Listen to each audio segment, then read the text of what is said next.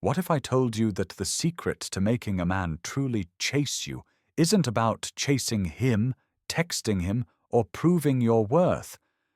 What if the most powerful thing you can do is absolutely nothing? Not texting him, not checking if he saw your stories, not asking how his day is going. Nothing. It sounds crazy, doesn't it? Contradictory, even. But this is where the brilliance of Carl Jung's teachings comes in. When you withdraw your energy, you stop feeding his ego, and you start revealing his true intentions. This isn't manipulation. This is about your power.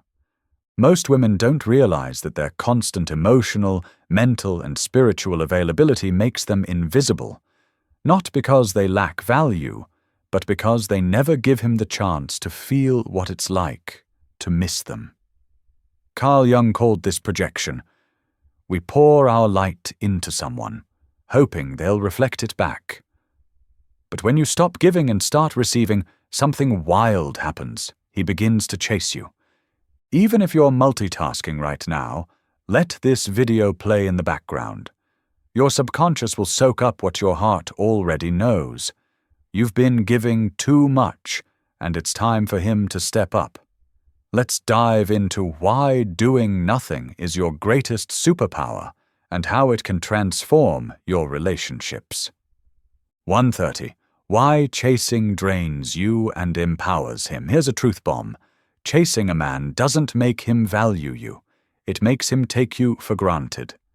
Every time you text first, check in, or make yourself available, you're feeding his ego, not his heart.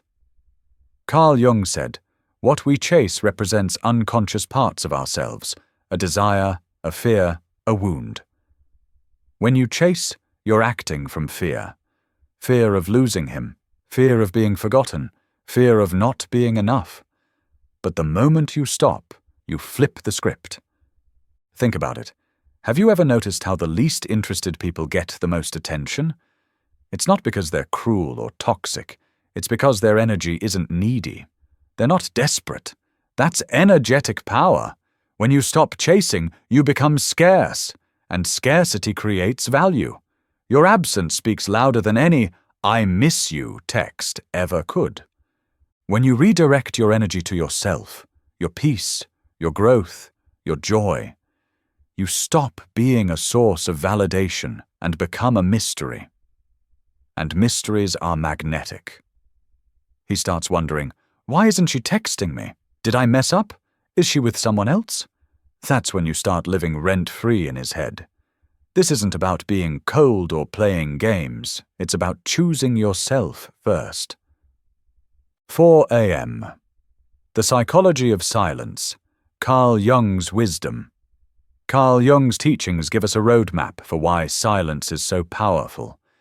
He believed we all project parts of ourselves onto others, our hopes, fears, and desires. When you're always available, always texting, always giving, you're projecting your light onto him, hoping he'll mirror it back. But when you pull back, you stop feeding that projection. You force him to face his own shadow, the parts of himself he avoids, like his need for control or validation. Silence isn't just the absence of words, it's tension, it's mystery, it's the seed of doubt that makes him question everything. When he's used to having constant access to you, your silence is like an emotional alarm clock. He can't predict you anymore. He doesn't know what you're thinking. And that uncertainty? It drives him wild. Jung said, the soul expresses itself in what is not said. Your silence says, I'm no longer playing your game. I'm choosing myself. It's not about punishing him. It's about revealing who he really is. If he only wanted your attention, he'll fade away when you stop giving it. But if he truly cares, your absence will pull him towards you. Silence is your filter. It separates ego-driven need from genuine interest. 7:30. Stop feeding his ego. The power of emotional absence. Let's get real. Many men love being chased because it strokes their ego. Every quick reply, every check-in, every time you break the silence first, you're reinforcing his sense of control. Carl Jung warned, "When we give too much without receiving, we're not being loving. We're being unconscious. You're acting from a pattern, maybe one you don't even see, rooted in fear, not love." Most men aren't narcissists, but they get comfortable with the attention you give. When that attention vanishes, something inside them panics. Why? Because you're no longer reflecting back how great they feel. Your absence challenges their ego in a way words never could. If he only wanted your validation, he'll disappear when it's gone. But if you matter to him, he'll start seeking you out. Here's how you stop feeding his ego without being cruel. Don't reply immediately. Let his messages sit. Don't initiate conversations. Let him come to you. Don't explain your silence. Let it speak for itself. Don't post stories just for him to see. Live for you. Your absence isn't rude. It's a boundary. It says, "I'm not available for what doesn't nourish me." When you understand your worth, you stop proving it. You embody it. And that's when he feels the void you left behind. 11 o'clock. The magnetic pull of mystery. There's something intoxicating about a woman who becomes a mystery. When you stop being predictable, you become unforgettable. Carl Jung said, "The unconscious moves through symbols." When you walk away without drama, without explanations, you become a symbol, an enigma he can't solve but desperately wants to. Men don't chase what's obvious, they chase what makes them think. If he knows you'll always be there, he has no reason to move. But when you pull back, when your energy feels distant, something inside him wakes up.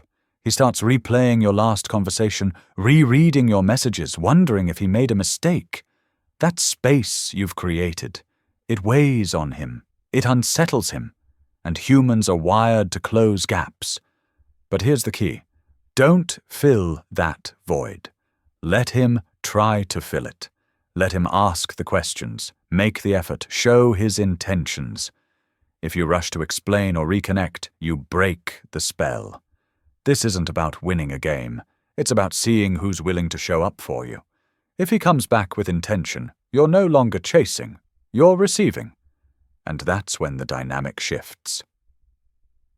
1500. The beauty of choosing yourself. There's a quiet beauty in a woman who walks away without shouting, who doesn't justify or get angry. She just leaves. Carl Jung called this individuation, the process of separating from external expectations and reconnecting with your true essence. When you stop chasing a man who doesn't value you, you're not just setting a boundary, you're evolving. When you choose yourself, your energy changes. You start doing your makeup for you, laughing for you, going to bed without checking your phone. You become centered, connected, complete. And that energy is magnetic. Men can sense when a woman no longer revolves around them. They feel it, they smell it, and suddenly they miss you more. You didn't walk away to make him come back. You walked away to come back to yourself. If he returns, let it be because he sees your value, not because his ego needs soothing. You're not here to beg for love. You're here to attract it from your wholeness. 1900. Silence as a boundary. No words needed. We often think boundaries need to be spoken, explained, justified, repeated. But the most powerful boundaries are lived. Carl Jung said, "What is not integrated into our consciousness manifests as destiny." If you don't own your worth, you'll keep attracting people who don't see it. When you stop replying to half-hearted texts, stop accepting last-minute invites, stop being available for someone who only shows up when it's convenient, you're setting a boundary. It says, "With me, it's all or nothing." That's self-respect. You can say, "I deserve more 1,000 times," but if your actions tolerate crumbs, he won't take you seriously. Your silence communicates, I'm not available for less than I deserve. It's not about shouting or demanding, it's about acting differently. A woman who walks away without a scene, who doesn't demand explanations, who simply isn't there anymore, that energy leaves a mark. It's unforgettable. 2300, the final test. Let him come to you. After everything you've given, isn't it time he does something for you?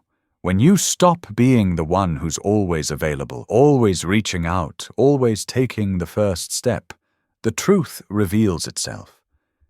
Is he here for you, or just for what you give him? Carl Jung said, when you stop acting from fear, you see reality as it is. When you hold your silence, you create a space for his true intentions to surface. If he cares, he'll show it. Not with words, but with actions. He'll come with clarity, with intention, with a desire to build, not just to reclaim control. And if he doesn't come, that's okay too, because in that silence, you've gained something greater, the freedom to stop investing in someone who doesn't know how to care for you. You're no longer in waiting mode, you're in queen mode. Only what adds to your life is welcome. 2700. Your awakening, the woman who chooses herself. If you've made it this far, it's not because of him, it's because of you. Something inside you is waking up. The woman who no longer settles, who no longer gives everything out of fear, who chooses herself first. Carl Jung said, don't hold on to those who walk away from you, so that those who want to come close can. This journey isn't about making him chase you. It's about reminding you that you are worthy of being chosen unconditionally. When you stop chasing, you start attracting what you truly deserve. Your silence isn't just powerful, it's revolutionary. It's the moment you reclaim your energy, your light, your worth. 2900. Closing. Your power, your light. So, here's your invitation. Disconnect to reconnect with yourself. Let your silence speak. Let your absence be your message. You're not here to be an option, a backup plan, or a source of validation. You're here to be chosen with intention. And if that means walking away in silence, then let that silence be your greatest act of self-love. Subscribe if this spoke to your soul. Drop a comment below and tell me what resonated most. Maybe it's the power of silence, the courage to choose yourself, or the freedom of letting go. Your light is untouchable, and it's time to let it shine. See you in the next one.